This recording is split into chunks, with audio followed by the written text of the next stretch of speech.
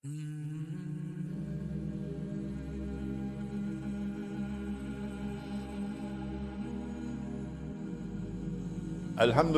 wa kafa wa salatu wa salamu ala ibadihi alladhina astafa khususan ala afdalihim wa khatimin nabiyyin Muhammadin al-amin wa ala alihi wa sahbihi ajma'in wa ba'd. We greet you from a little village up in the mountains, Bumilangit, outside of the Indonesian town or city of Yogyakarta. And we greet you with Assalamu alaikum wa rahmatullahi wa barakatuh, wherever you are in the world, as we seek to address you tonight on the subject of relation between the Shia and the Sunni. We know, in consequence of our study of Islamic Eschatology or Ilm Akhir Zaman, we know that Dajjal has a master plan at work, and he's pursuing that master plan of trying to foment and to ignite Shia, Sunni civil war in the world of Islam. Such a civil war has not as yet occurred. They tried it. When Saddam Hussein launched his aggressive attack on Iran, pure aggression, on behalf of the Zionists. Because Saddam Hussein was their blue-eyed boy. The war with Iran, which lasted for 8 years, did not succeed in igniting Sunni-Shia civil war in the house of Islam. No, it did not. Allah did not allow it to happen. And then they launched yet another attack in the armed insurrection in Syria, hoping that that armed insurrection in Syria would ignite Sunni-Shia civil war. It has been now 3 years since they launched that armed insurrection in Syria, and they have not as yet succeeded.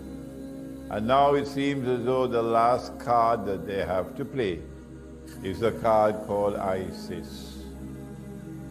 This bogus jihad being launched in northern Iraq and northern Syria by these people who say they're going to reclaim the Khilafah or the Caliphate. Doing it, of course, with Zionist money, doing it with Zionist weapons, doing it with Zionist training, and of course, Turkey is a member state of NATO. And all of us know that NATO is the military arm of the Judeo-Christian Zionist Alliance. Will they succeed with ISIS in igniting Sunni-Shia civil war in the world of Islam? I do not know, but I have a duty to do all that I can possibly do to ensure that it does not happen. One of the things that can be done is to bring some theoretical analysis to the Shia-Sunni divide in Islam, to try to bring some clarity of thought to the subject, and in the process to try to build a bridge between the Sunni and the Shia, to establish a common front, to establish Shia-Sunni solidarity in facing a common enemy, those who want to eventually rule the world from Jerusalem by the hook or by the crook, but it's always by the crook. How do we bridge the divide between the Shia and the Sunni? All that we want to do in this presentation is to deliver a warning, the mother of all warnings, to the Sunni, who are now beating their drums and blasting their trumpets, declaring that the Shia are kuffar. Those Sunni who are dancing to every tune that Dajjal plays should listen to this warning and it is delivered as part of a theoretical presentation with no boxing gloves on my hands. No. How does a community become kuffar when they say of themselves that they are Muslim? There is a process, and those who dance to Dajjal's tunes should know what is the process.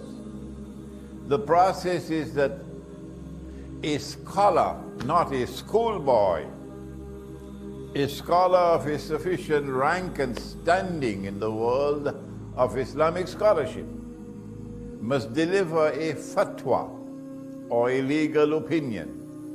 And that legal opinion is delivered with all the arguments which support the position, declaring that a particular group of people are no longer Muslims, they are kuffar. This fatwa of kufr has to be established, has to be pronounced. It has to be reduced to writing and circulated amongst the scholars. When that is done, then the next part of the process is to achieve ijma' or consensus. Consensus, first of all, amongst those who are qualified to offer an opinion on the subject. People of knowledge, not schoolboys. We have never had ijma' in this ummah that the Shia are kuffar. We have had ijma' that the Qadianis, the supporters and followers of Mirza Ghulam Ahmad, the false messiah, they are kuffar. There is ijma' on that. But there has never been ijma' that the Shia are kuffar. Where has reason gone? Where has logic gone? Where has elementary common sense gone? If such a fatwa had been delivered, and if there had been ijma' of the ummah that the Shia are no longer Muslims, they are kuffar, then how do you explain that the Shia have never been stopped from performing the Hajj? There have never been demonstrations arguing that the Shia should not be allowed to perform the Hajj. Up to this miserable day, up to this day, miserable because of the drum beating of these people who are saying that the Shia are kuffar. If you say of a Muslim that he is kafir, and he is not kafir, you become kafir, said the Prophet ﷺ. You become a kafir.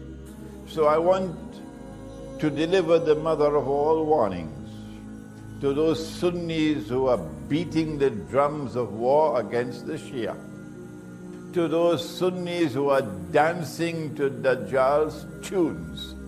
Why? Because Dajjal wants to ignite Sunni-Shia civil war in the world of Islam at this time, but they cannot understand that. They have eyes and yet cannot see. They have ears and yet cannot hear. They have hearts and yet do not understand. Allah says of such people, Ulaika kal an'am, they're just like cattle. They're just like cattle. Bal hum adal, rather they're more misguided than cattle. My words are strong. My words are bitter. Yes, I know, but I have to speak like this because the house of Islam is threatened now with civil war. And so I say to them, come on and deliver the fatwa. Get a scholar of some eminence to deliver the fatwa. Let us see the fatwa. Bring it forward. And then let us see whether you can get ijma' al-ummah on that bogus fatwa. Bogus because it's a long time now since the Shias have been here. It's more than 1,000 years now. You had a long time to give that fatwa. Having spoken those words very sternly to those Sunni who are beating the drums of war, particularly in the Arab world, against the Shia, it is now time for us to deliver a warning to the Shia as well. we have recognized the revolution in Iran to have been a positive development because Imam Khomeini rahimahullah reached out to the Sunni world and sought to establish Shia Sunni solidarity. And the revolutionary government in Iran has continuously maintained that policy of seeking to build and preserve Sunni Shia solidarity. But we don't know what tomorrow holds in store for Iran. We don't know what's going to happen tomorrow in Iran, so it's time for us to deliver a gentle warning now. And that is that no one can differ at all that the supreme authority in Islam is the Quran. It is the Quran and the Quran alone which has absolute authority in Islam. And everything else beside the Quran must submit to the Quran. And hence the Hadith are subsidiary to the Quran. If a Hadith is in harmony with the Quran, then it joins the Quran in building the world of knowledge. If a Hadith is not in harmony in the Quran but not in conflict with the Quran, then that Hadith is still acceptable but at a lower status. And if a Hadith is in conflict with the Quran, then we say it is the Quran which must prevail. Has anyone challenged this? Is this methodology capable of being challenged? No. It makes sense. It is the truth. And that is that the Quran is the absolute authority in Islam. And no hadith has the status of the Quran. And so you cannot build a theory. You cannot build a belief system in Islam based on hadith. It has to be built on the Quran.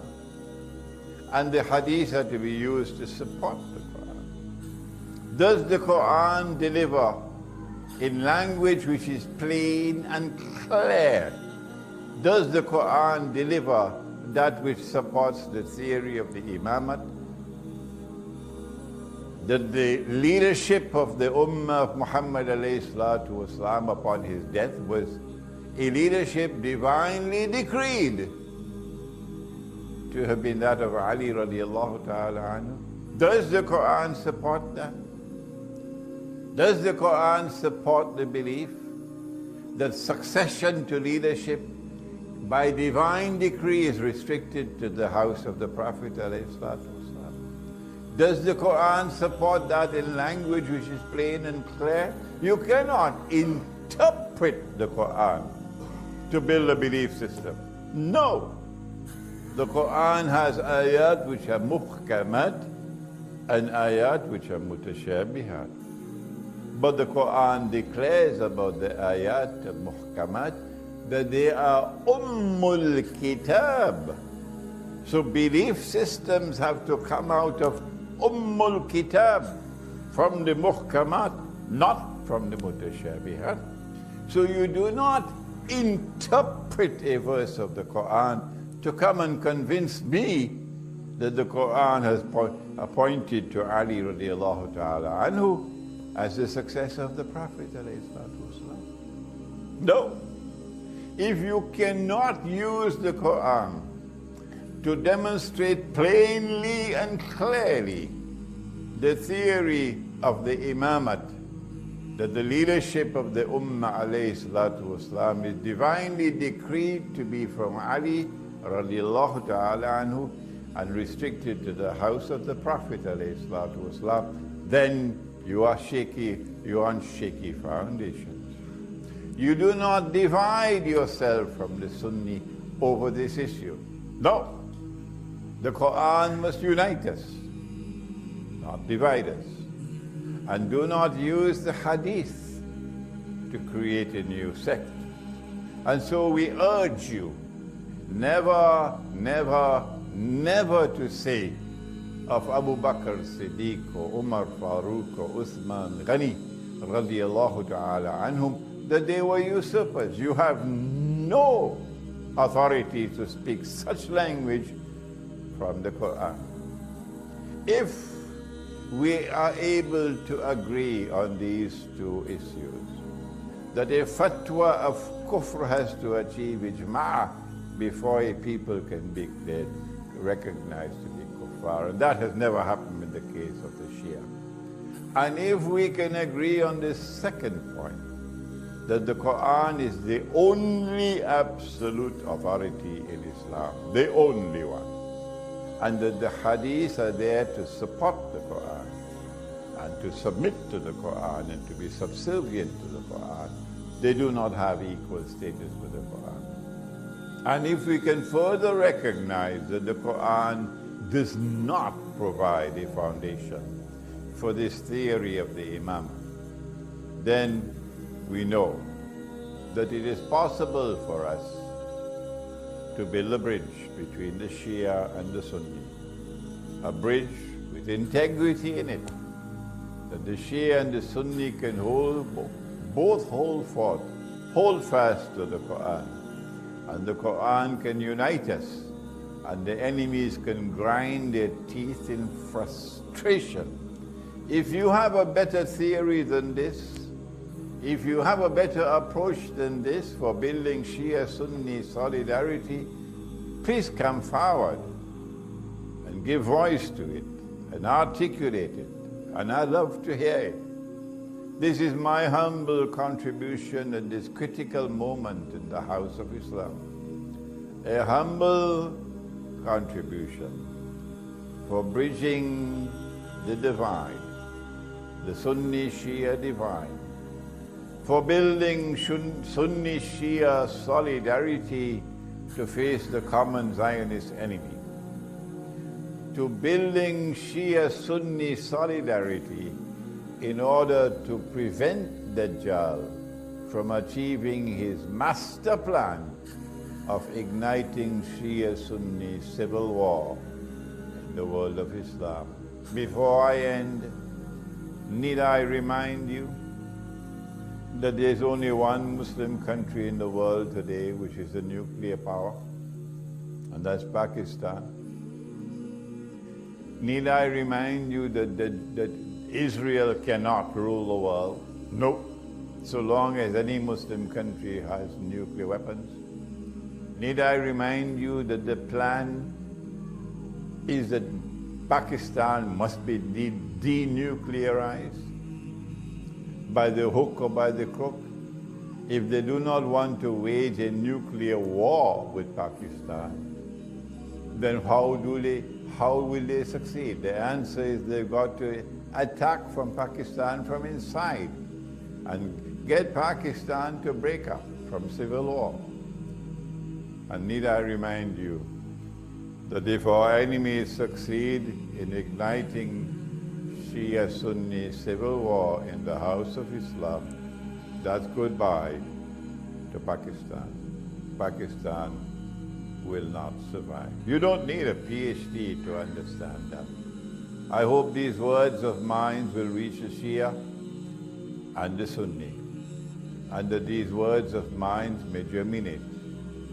And tomorrow we'll have fresh thought on how we can bridge the Shia-Sunni divide in the world of Islam and build solidarity against the common enemy.